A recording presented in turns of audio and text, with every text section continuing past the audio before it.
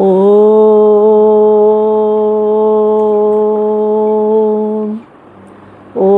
भूर्भुवः स्वः तत्सवितुर्वरेण्यं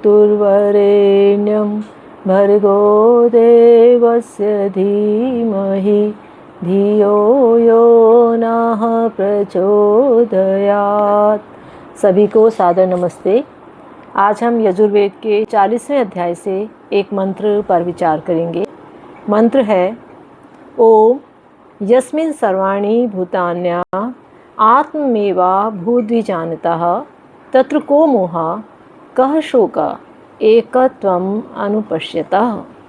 शब्दार्थ है यस्मिन् माने जिसमें, सर्वाणि सारे, भूतानि माने प्राणियों के लिए, आत्मा स्वयं के समान, एक एव ही, अभूत हुआ या हो गया, विजानता जानता है, ज्ञानी, तत्र वहाँ उसमें, कह मने कौन, मोह मने कर्तव्य, कर्तव्य कैसी ममता, कैसा मोह, कह शोका क्या दुख है, एकत्वम एकता को, अनुपश्यता फिर वो गहराई से देखने वाला बन जाता है।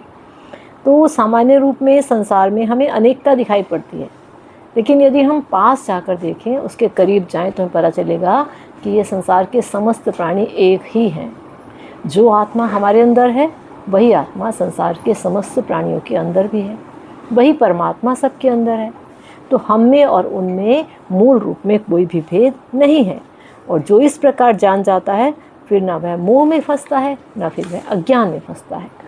समझ आ जाता है कि जो मैं हूँ वही तो ये सब प्राणी हैं, सबके अंदर वही तो जीवात्मा है, वही तो परमात्मा है। फिर भेद किस आधार पर करूँ? ऐसे में मन में प्रश्न उठता है कि यदि सब समान हैं तो संसार में जीवों में इतनी विभिन्नता क्यों दिखाई पड़ती है? कुछ मनुष्य हैं, कुछ पशु हैं, कुछ कीट पतंगे हैं, कुछ पेड़ हैं, पक्षी हैं, वनस्पतियाँ हैं। सब आत्माओं का जीवन अलग अलग क्यों है? और मनुष्यों में भी कोई बहुत सुखी है, कोई दुखी है, कोई रोगी है, कोई बीमार है। तो इसने भिन्नता देखकर कई बार मन में प्रश्न उठता है, क्या ईश्वर अन्याय करता है? जब सभी एक हैं तो सबको एक सा जीवन क्यों नहीं देता? तो विचार करके देखिए कि ईश्वर अन्याय नहीं करता, वो तो परम न्यायकारी है। ये भेद, ये भिन्नता हमारे कर्मों के कारण है। ईश्वर के तो समस्त जो भी कुछ दाय है वो सबको समान मिल रहे हैं। सूरज की रोशनी सबके लिए समान, चंद्रमा की चांदनी सबके लिए समान, हवा पानी सबके लिए, नदियाँ बह रही हैं, वनस्पतियाँ सभी, कोई भी चाहे उसको प्रयोग कर सकता है। औषधियाँ हैं, अन्न हैं, फल हैं, फूल हैं, सब्जियाँ हैं, सब ईश्वर की सारी संपत्ति उसकी समस्त बच्चों के लिए है। लेकिन भिन्नता किस कारण है? हमारे अपने ही कर्मों के कारण। हम संसार में जन्म लेते हैं ना, कुछ लोग अच्छा जीवन जीते हैं, परोपकार के कार्य करते हैं, पुण्यों के कार्य करते हैं, उन्हें आगे अच्छा जीवन मिलता है। और जो पुण्य नहीं करते, पाप करते हैं, उन्हें उसके हिसाब से जीवन मिलता है। तो विभिन्न प्रकार के जो ये जन्म हैं, कष्ट हैं, दुख हैं, इस सब का कारण हमारे कर्म हैं। कर्म के अनुसार ये भेद हम देखते हैं, अलग अलग मिलते हैं। जैसे एक पिता के 4 पुत्र हैं, पिता ने अपनी संपत्ति चारों को बराबर बांट दी। एक पुत्र तो उसको खूब बढ़ा रहा है संपत्ति को, अपनी मेहनत से और 4 गुना कर लिया। और दूसरे पुत्र कैसे हैं? जिन्होंने फटाफट खा पी कर ख़त्म करी, अब फिर से भिखारी बनकर, कंगले बनकर बैठ गए। तो बताइए पिता क्या करेगा? अपना अपना कर्म, अपना अपना भाग्य। इसमें तो हम कुछ नहीं कर सकते, किंतु अपना दृष्टिकोण तो बदल सकते हैं। हम औरों के साथ आत्मवत व्यवहार तो कर सकते हैं। सामने चाहे कोई जीव जंतु हो या मनुष्य, हम उसको उसी अवस्था में समझें, उसे देखकर जानें कि ये भी वही है जो मैं हूँ। अगर अच्छे कर्म नहीं किए तो कल मैं भी ये बन सकता हूँ। इतिहास में एक घटना आती है, सिकंदर ने जब पोरस को बंदी बना लिया तो उसके सामने लाया गया और उसने बंदी पोरस से पूछा, बताओ तुम्हारे साथ कैसा व्यवहार किया जाए। वो उसका घमंड तोड़ना चाहता था, लेकिन पोरस बहुत स्वाभिमानी और पराक्रमी राजा था। उसने क्या कहा, जैसा एक राजा दूसरे राजा के साथ करता है। सिकंदर प्रसन्न हो गया, उसने गद्दी से उतरकर गले से लगा लिया पोरस को, क्योंकि ये तो परिस्थितियाँ बदलती रहती हैं। आज आप ऊँचे स्थान पर हो, कल दूसरा हो सकता है। हमारा कर्म है, किसी कर्म ने हमें ऊपर उठा दिया, किसी ने हमें नीचे गिरा दिया। तो हम कभी भी इस चीज़ को न भूलें कि एक ही आत्मा उसमें भी है और वही आत्मा हमारे अंदर भी है। कोई छोटा नहीं है, कोई बड़ा नहीं है, न धन के आधार पर, न जाति के आधार पर, न पद के आधार पर।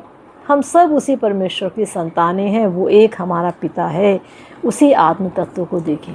जब हम लोग पढ़ते थे ना, तो एक वाण भट्ट की किताब लगती थी, कादम्बरी, चंद्रापीड़ कथा नाम से लगती थी। उसमें जब राजकुमार घोड़े पर सवार होता था, घोड़े पर सवार होने से पहले हाथ जोड़कर उस अश्व को प्रणाम करता था। हे आत्मा, हे दिव्य आत्मा, आप अवश्य ही किसी अपराध के कारण इस योनि में आए हैं। मैं आपको प्रणाम करता हूँ और आपके ऊपर बैठने के अपराध के लिए आपसे क्षमा याचना करता हूँ।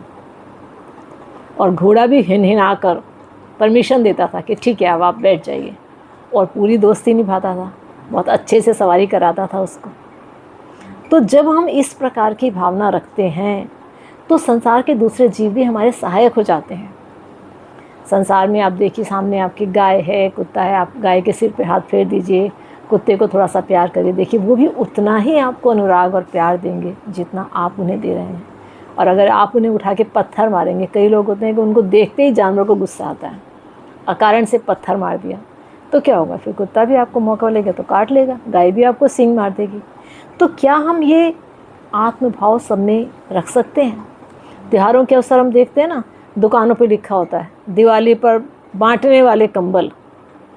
इसका मतलब क्या होगा कि अपने प्रयोग करने वाले कंबल कोई और हैं और बांटने वाले कोई और। हम ये नहीं देख रहे हैं कि ये कंबल ठंड रोकेंगे कि नहीं रोकेंगे, जिसको हम दे रहे हैं उसका कुछ भला होगा कि नहीं। हमें तो गिनने हैं कि हमने 100 कंबल दान किए। तो जब तक ये भाव रहेगा तब तक आप भी सुखी नहीं हो सकते, क्योंकि आप जो बीज बो रहे हैं ना, उसका फल आपको भी मिलने वाला है। जो भी कर्म हम करते हैं वो बीज बनकर बन जाता है और अगले जन्म में हमें उसका फल भोगना पड़ता है। तब हम समझ नहीं पाते और कहते हैं भगवान मेरे साथ ही ऐसा क्यों किया, लेकिन भूल जाते हैं कि हम अब किस प्रकार के कर्म करके अपने आने वाले भविष्य बना रहे हैं। कहते हैं राजा जनक की सभा, विद्वानों की सभा थी। एक बार उस सभा में अष्टावक्र आए। अष्टावक्र 8 जगह से उनका शरीर तिरछा था, टेढ़ा मेढ़ा था। कुछ विद्वान उनका शरीर देखकर हंस पड़े। तो अष्टावक्र ने क्रोध में क्या कहा कि राजन, मैं तो इसे विद्वानों की सभा समझता था, ये तो चमारों की सभा है जो बाहर की चमड़ी देख रही है, इसमें तो आत्मतत्व है ही नहीं, ये कैसे विद्वान हैं।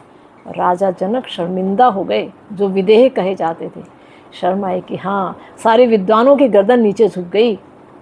हम क्या देख रहे हैं दूसरे में, हमारे आसपास जो लोग हैं हम उनमें क्या देख रहे हैं? क्या उनकी बाह्य आकृति देख रहे हैं या उनकी शान और शौकत देख रहे हैं? उसके आधार पर सम्मान दे रहे हैं? उनके गुणों को देखिए, उनके आत्म तत्व को देखिए, उनकी विद्वत्ता को देखिए। भीतर की आत्मा ज़्यादा मूल्यवान है, जो शरीरधारियों में सभी में एक सी व्याप्त है। फिर भेद किस आधार पर? एक अध्यापक अपने सभी शिष्यों को एक समान विद्या देता है, कुछ उसे सफल कर देते हैं, कुछ नहीं कर पाते। एक डॉक्टर भी सारे मरीजों का पूरी निष्ठा से इलाज करता है, कुछ ठीक हो जाते हैं, कोई नहीं हो पाते, उनका अपना अपना भाग्य।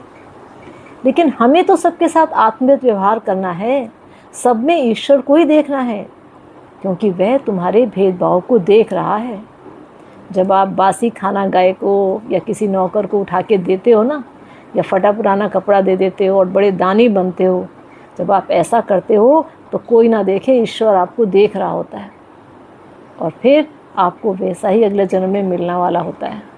तो अपने कर्मों के प्रति सावधान हो जाओ। कई लोग क्या करते हैं, ये बिल्ली ने मुंह मार दिया, खीर है, दूध है, चूहा आ गया था उसमें से, छिपकली गिर गई थी, हटाया, किसी और को दान कर दिया। ऐसे दुष्कर्म मत करो। ध्यान रखो, जो आप किसी को आज दे रहे हो वो कल आपको भी मिलने वाला है।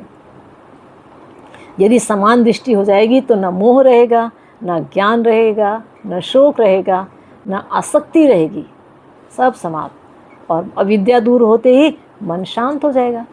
फिर ना कोई अपना ना कोई पराया, सभी अपने हैं। सारा संसार हमें नजर आने लगेगा कि ये संसार कैसा है, नश्वर है। हम इसमें राग और द्वेष क्यों पैदा कर रहे हैं, संसार की चीज़ों से राग क्यों स्थापित कर रहे हैं, संसार के लोगों से प्रेम संबंध क्यों स्थापित कर रहे हैं, और फिर अपेक्षाएं कर रहे हैं। वो हमारी अपेक्षाएं कभी पूरी नहीं करेंगे। उनके साथ हम जितना भी प्रगाढ़ संबंध बना लें, वो कुछ समय का संबंध है, फिर वो हमसे बिछड़ जाएंगे। हमारा संबंध वो स्थायी नहीं हो सकता। स्थायी संबंध तो केवल मात्र परमेश्वर के साथ ही हो सकता है, जो हर जन्म में हमारे साथ था और आगे भी हर जन्म में रहेगा। हमारे माता पिता भी एक जन्म के साथी हैं, एक जन्म में भी कुछ समय बाद वो हमसे बिछड़ जाते हैं, लेकिन वो परम पिता, परम माता, परम सखा, परम बंधु हर रिश्ते को निभा रहा है, हर जन्म में निभा रहा है। तो उसी के साथ संबंध हम जोड़ेंगे, है ना, उसी के साथ जुड़ने का प्रयास करेंगे, और फिर हमारे लिए संसार के प्राणियों में कोई भेदभाव नहीं रह पाएगा। हमें समदृष्टि प्राप्त होगी तो हम सुखी हो जाएंगे, आनंद से जीवन जी सकेंगे। तो इसी प्रकार की भावना अपने मन में पैदा करें, सबसे प्रेम रखें, और सबसे अधिक प्रेम किससे करें, ईश्वर से करें, क्योंकि वह प्रेम का प्रत्युत्तर भी मिलेगा, और प्रेम स्थायी भी रहेगा, हमेशा भी रहेगा, हमेशा आनंद भी देगा। भजन लिखा है कई कवि ने, प्रीत तुमसे लगी दुनिया से प्यार कौन करे, प्रीत तुमसे लगी दुनिया से प्यार कौन करे, कोई कुछ भी कहे इसका विचार कौन करे, प्रीत तुमसे।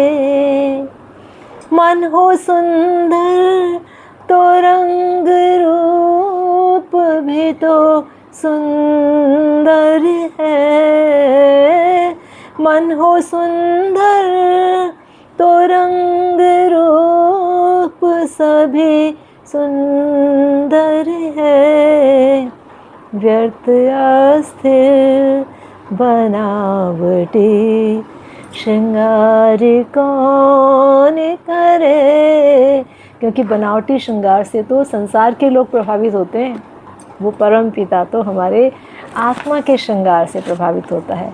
तो आइए हम सब उसी परमेश्वर से जुड़ें, उसी से प्रेम संबंध स्थापित करें, और सब जीवों में उसी आत्मा को, परमात्मा को देखें।